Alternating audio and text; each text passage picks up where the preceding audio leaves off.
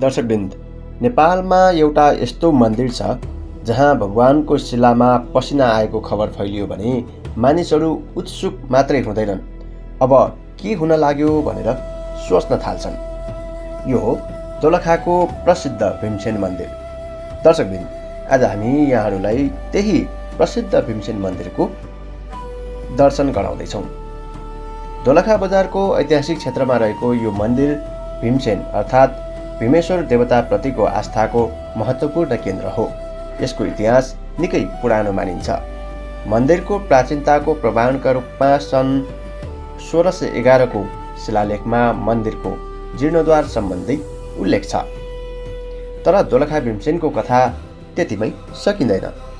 धार्मिक जनविश्वास अनुसार महाभारतका पाण्डवहरू वनवासका क्रममा दोलखा क्षेत्रमा आएका थिए र भीमसँग यो स्थानको सम्बन्ध जोडिएको छ।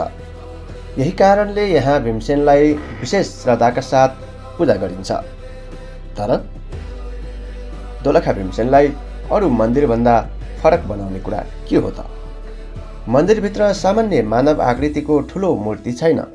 यहाँ एउटा विशेष त्रिकोणाकार शिलालाई भीमसेनका रूपमा पूजा गरिन्छ।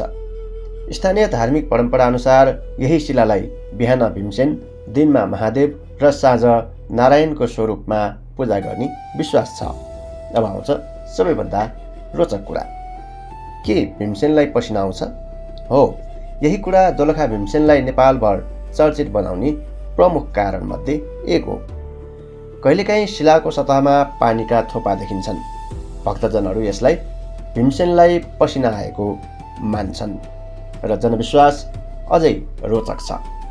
भीमसेनलाई पसिना आयो भने देशमा कुनै ठुलो सङ्कट, अनिष्ट वा महत्त्वपूर्ण घटना हुन सक्छ।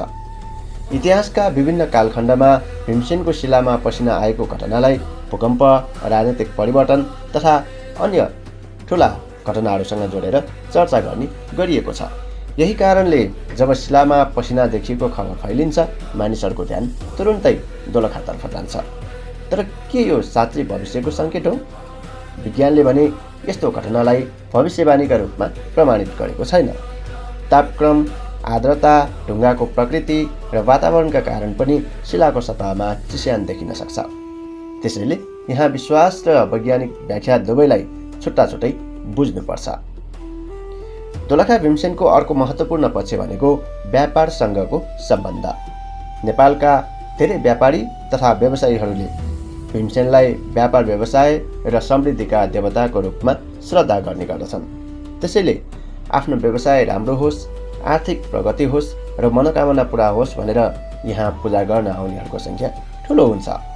महाभारतसँग जोडिएको धार्मिक आस्था, 100औं वर्ष पुरानो ऐतिहासिक सम्पदा, व्यापारीहरूको विश्वासको केन्द्र वा शिलालेखमा पसिना आउने रहस्यका कारण दोलखा भीमसेन चर्चित छ। दोलखा भीमसेन केवल एउटा मन्दिर मात्रै होइन, यो इतिहास हो, आस्था हो, संस्कृति हो अनि आजसम्म मानिसहरूको कौतूहल जगाइरहेको एउटा रहस्यमय मन्दिर पनि हो।